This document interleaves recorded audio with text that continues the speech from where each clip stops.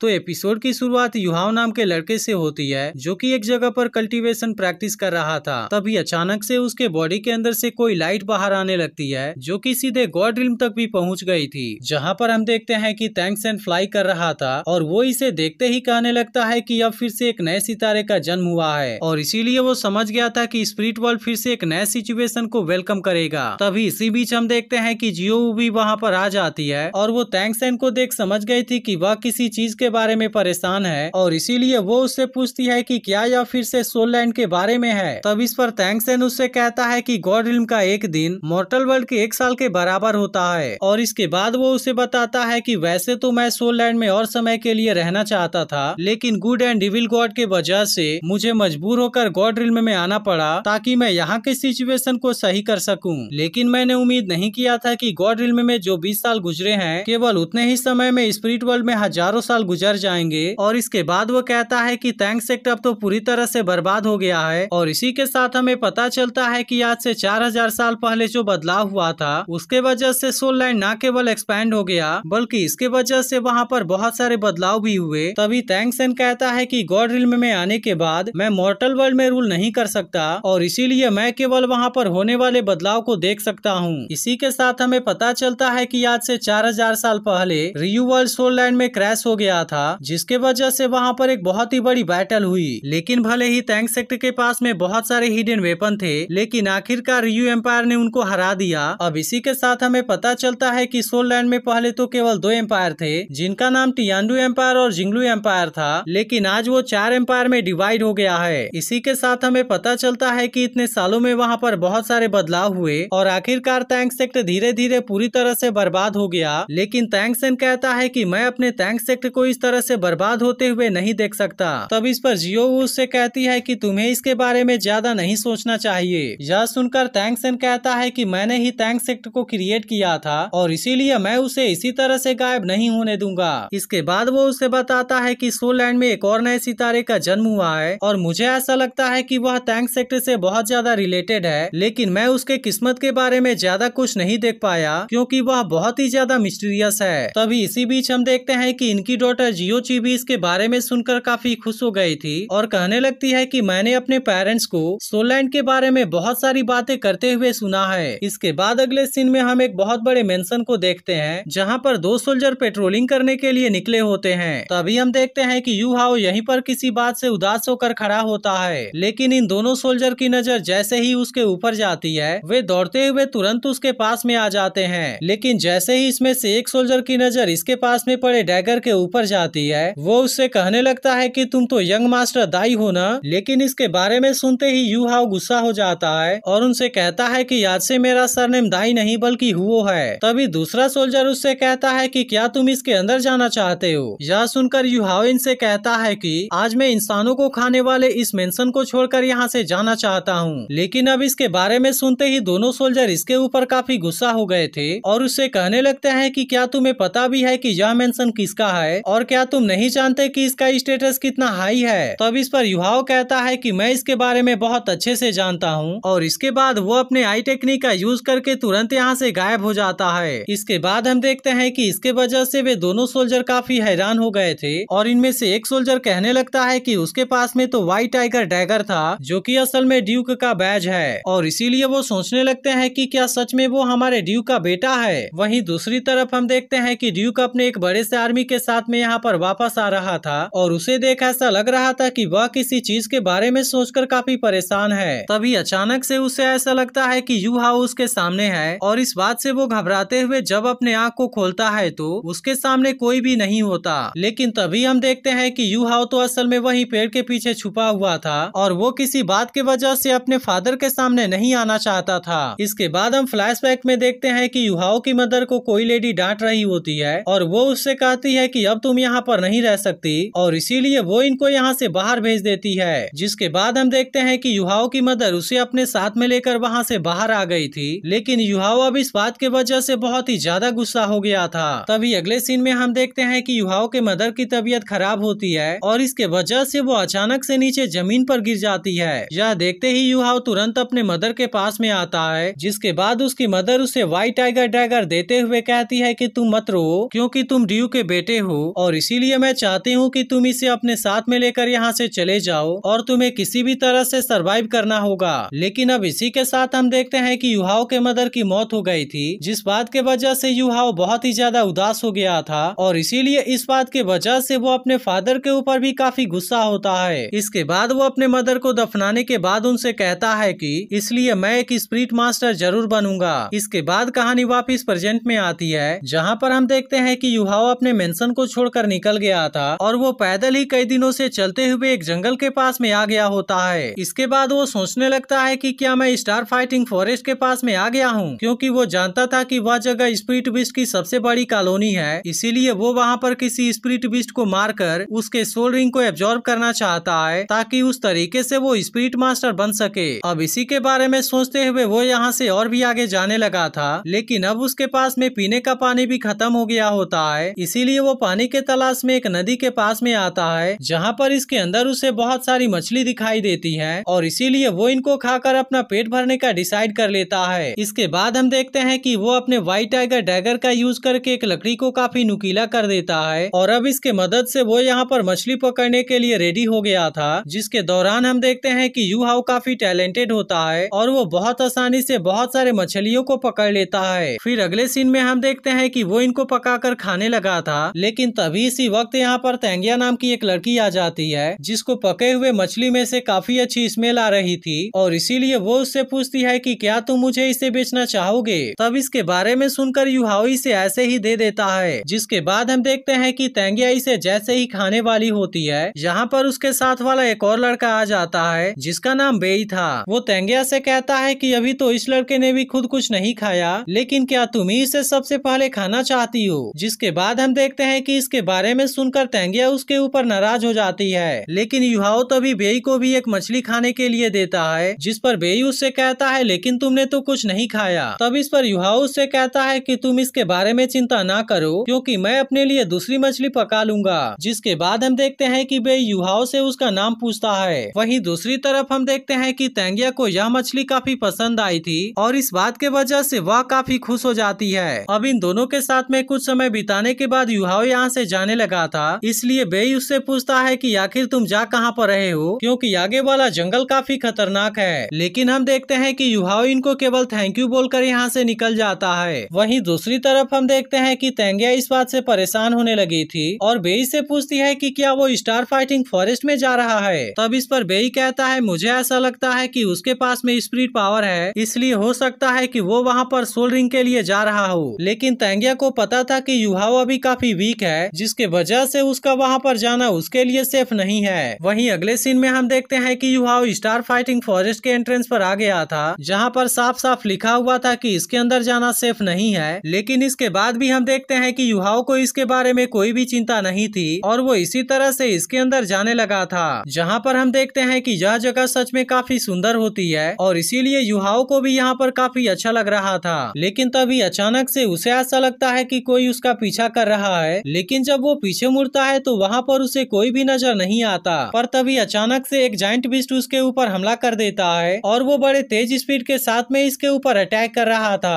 अब इस बात के वजह से युहाओ भी काफी परेशान हो गया होता है और इसके बाद वो बीस्ट जैसे ही अपने पावर का यूज करके इसके ऊपर अटैक करने वाला था, युहाओ अपने पास वाले व्हाइट टाइगर डैगर का यूज करके इसके अटैक को रोकने की कोशिश करता है, लेकिन आखिरकार वो इसके सामने कुछ भी नहीं कर पाता और वो जायंट बीस्ट इसे अपने हाथों में पकड़ लेता है। जिसके बाद हम देखते हैं कि इस बात से युहाओ काफी परेशान हो गया था और जब वो जायंट बीस्ट उसे छोड़ने के लिए रेडी नहीं होता, तब युहाओ अपने पास वाले डैगर का यूज करके इसके ऊपर अटैक कर देता है। अब वैसे तो इसने उसके हाथों से खुद को आजाद करवा लिया था, लेकिन हम देखते हैं कि इसके अटैक के वजह से वो बीस्ट इसके ऊपर और भी ज्यादा गुस्सा हो गया होता है और वो बड़े खतरनाक तरीके से इसके ऊपर अटैक करने लगा था। पर तभी अचानक से हम देखते हैं कि युहाओ के बॉडी के अंदर भी कोई पावर जनरेट होने लगती है और इस तरह से वो इस बीस्ट को बहुत ही आसानी से मार गिराता है। लेकिन इसके साथ में फाइट करने की वजह से वह काफी थक गया था और इसीलिए वो वहीं पर बैठकर आराम करने लगता है। तभी वो देखता है कि उस बीस्ट के अंदर से एक बहुत ही शानदार सोल रिंग बाहर आती है, लेकिन असल में इस वक्त युहाओ के पास में उतनी ज्यादा एनर्जी नहीं बची थी, जिसके वजह से वो इसे अब्जॉर्ब भी नहीं कर सकता था। लेकिन तभी हम देखते हैं कि इसके अंदर से एक स्पिरिट बीस्ट बाहर आता है, जिसके पास में आइस वाली पावर थी और इसे देख युहाओ भी पूरी तरह से हैरान हो गया था। इसके बाद हम देखते हैं कि वो प्यारा सा स्पिरिट बीस्ट इसके सामने आ गया था, लेकिन इसके आइस पावर के वजह से फ्रीज होकर युहाओ वहीं पर बेहोश हो जाता है। इसके बाद हम देखते हैं कि वो स्पिरिट बीस्ट बहुत ही ज्यादा खुश हो गया होता है, क्योंकि आखिरकार आज उसे काफी टाइम के बाद इंसानों वाला स्पिरिचुअल एट्रीब्यूट मिला था। तभी उसे पता चलता है कि युहाओ तो काफी कमजोर है और इसके अलावा उसकी बॉडी भी काफी नाजुक है। तभी इसी बीच हम देखते हैं कि अचानक से यहाँ पर एक और स्पिरिट बीस्ट आने लगा था, जिसके बारे में पता चलने पर वो बहुत ही ज्यादा गुस्सा हो जाता है और वो उससे कहता है कि मुझसे इसे छीनने की तुम्हारी हिम्मत कैसे हो गई। तब इस पर वो इससे कहता है कि यहाँ पर सब कुछ मेरे कंट्रोल में है और मैं इस दुनिया में अपने जैसा केवल एक हूँ। तब इस पर आइस पावर वाला सिल्क वर्म, जिसका नाम टियानमेंग था, वो उससे कहता है कि स्पिरिचुअल एट्रीब्यूट वाला इंसान को खोजना इतना ज्यादा आसान नहीं है और इसीलिए अगर तुम मेरे साथ में फाइट करना चाहते हो तो यह चीज तुम्हारे लिए बहुत ही बुरा होगा। जिसके बाद हम देखते हैं कि दूसरा वाला स्पिरिट भी तुरंत यहाँ से चला गया था। वहीं टियानमेंग अब युहुआ के पास में आकर उसे चारों तरफ से घेर लेता है, क्योंकि वो किसी भी तरीके से इसके साथ में जाना चाहता था। और तभी इसी के साथ हम देखते हैं कि यहाँ पर से कोई चीज बाहर भी आने लगी थी। अब इसके कुछ देर के बाद युहाओ की आंखें खुलती है, जिसके बाद हम देखते हैं कि वो यहाँ के नजारे से पूरी तरह से हैरान हो गया था और उसे बिल्कुल भी समझ में नहीं आ रहा था कि यह कौन सी जगह है और आखिरकार वो यहाँ पर कैसे आ गया।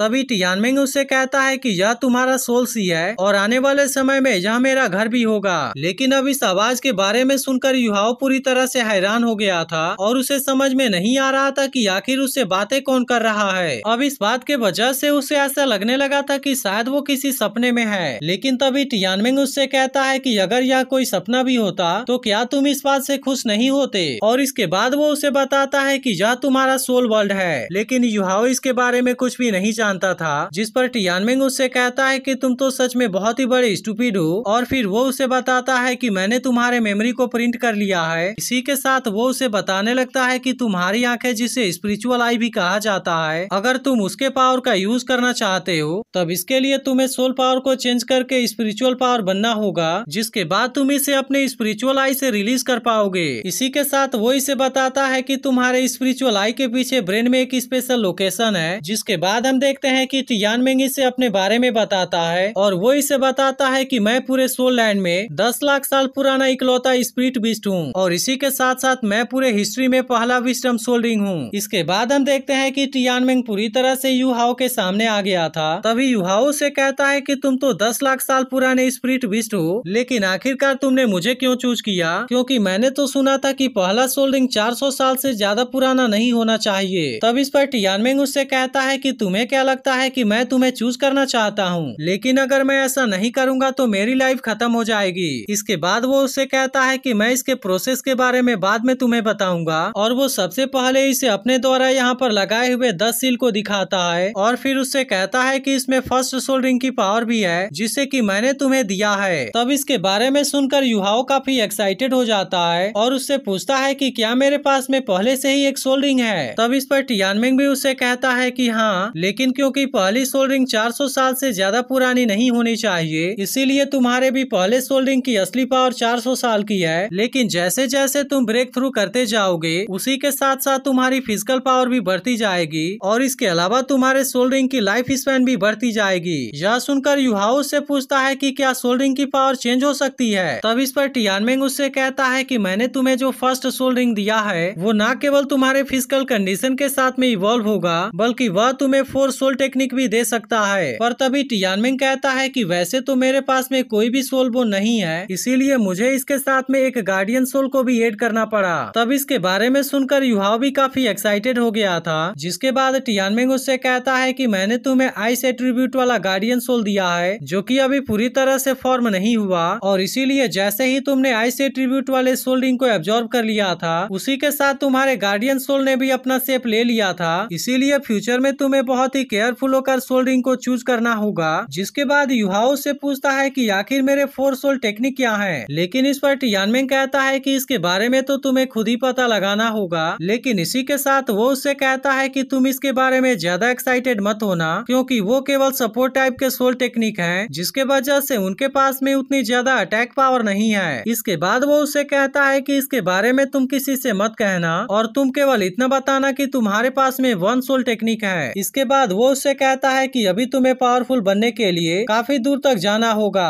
अब इसी के साथ हम देखते हैं कि यू हाओ भी इसके सभी बातों के बारे में जान चुका था, इसीलिए टियानमेंग भी अपने छोटे साइज में आ जाता है और इसी के साथ वो उसे यहाँ से बाहर भी भेज देता है। वहीं दूसरी तरफ हम देखते हैं कि तेंगिया और बेई को यू हाओ बेहोशी की हालत में मिला था, जहाँ उसके बारे में चेक करने पर बेई समझ जाता है कि यू हाओ ने जरूर ही सोल मास्टर लेवल को ब्रेक थ्रू किया होगा। इसीलिए वो तेंगिया से कहता है कि अभी इसकी बॉडी को इसके पावर के साथ में कंबाइन होने में टाइम लगेगा, जिसके कुछ समय के बाद हम देखते हैं कि यू हाओ को भी होश आ गया था और अब उसे देखते ही ये दोनों भी काफी खुश हो गए थे। इसके बाद तेंगिया उससे कहती है कि अगर तुम होश में नहीं आए होते तो फिर तुम्हें प्रोटेक्ट करना मेरे लिए भी बहुत ज्यादा मुश्किल हो जाता। इसके बाद हम देखते हैं कि वे दोनों इसे प्रोटेक्ट करने के लिए अपने अपने सोल रिंग को एक्टिवेट कर लेते हैं, जहाँ पर यू हाओ को पता चलता है कि बेई के पास में 3 सोल रिंग है, जिसमें से 2 100 साल पुराने जबकि उसमें से एक 1000 साल पुराना होता है। वहीं दूसरी तरफ हम देखते हैं कि तेंगिया के पास में भी 2 सोल रिंग होते हैं और वे दोनों ही 100 साल पुराने वाले सोल रिंग थे। अब इसके बारे में जानकर यू हाओ पूरी तरह से हैरान हो गया था, लेकिन तभी अचानक से इनके सामने 1000 साल पुराना एक अमेथिस्ट स्नेक आ जाता है, जिसे देखते ही तेंगिया बहुत ही एक्साइटेड हो गई थी और बेई से कहती है कि मैं इसे किसी भी तरह से चाहती हूँ। यह सुनकर बेई तेंगिया से कहता है कि तुम यू हाओ को प्रोटेक्ट करो, जबकि मैं इसके साथ में डील करने की कोशिश करता हूँ। इसके बाद हम देखते हैं कि तेंगिया अपने ब्लू सिल्वर ग्रास का यूज करने लगी थी, जबकि बेई अपने लाइटनिंग पावर का यूज करके इसके ऊपर अटैक कर देता है, लेकिन स्नेक ने भी इसके अटैक से खुद को बचा लिया था और वो अचानक से यू हाओ के ऊपर अटैक करने के लिए आ जाता है। यह देख तेंगिया इसके अटैक से यू हाओ को बचाने लगी थी, लेकिन इसी के साथ हम देखते हैं कि स्नेक की स्पीड बहुत ही ज्यादा होती है, जिसके वजह से इनको इसमें बहुत ही ज्यादा प्रॉब्लम हो रही थी। लेकिन इसके बाद भी वे दोनों ब्लू सिल्वर ग्रास के मदद से जंप करते हुए खुद को बचा लेते हैं, जबकि बेई फिर से अपने लाइटनिंग पावर का यूज करके इसके ऊपर अटैक कर देता है। तभी तेंगिया यू हाओ से बताती है कि बेई एक वार सोल मास्टर है, जिसकी guardian soul blue lightning T-rex dragon है। तभी यू हाओ कहने लगता है कि आज पहली बार मेरी मदर के अलावा कोई मुझे बचाने की कोशिश कर रहा है। यह सुनकर टियानमेंग कहता है कि स्पीड डिटेक्शन और स्पीड शेयरिंग बेई की मदद कर सकता है। तब इसके बारे में सुनकर यू हाओ भी बेई की मदद करने के लिए रेडी हो गया था और इसीलिए वो भी अपने सोल रिंग को एक्टिवेट कर लेता है। इसके बाद हम देखते हैं कि वो अपने first soul technique soul detection का यूज करने लगा था और इसी के साथ साथ वो सोल शेयरिंग टेक्निक का भी यूज करने लगता है। अब इसके बारे में देखते ही तेंगिया भी हैरान हो गई थी और वो समझ जाती है कि यह तो यू हाओ की सोल टेक्निक है। अब सोल टेक्निक के वजह से बेई को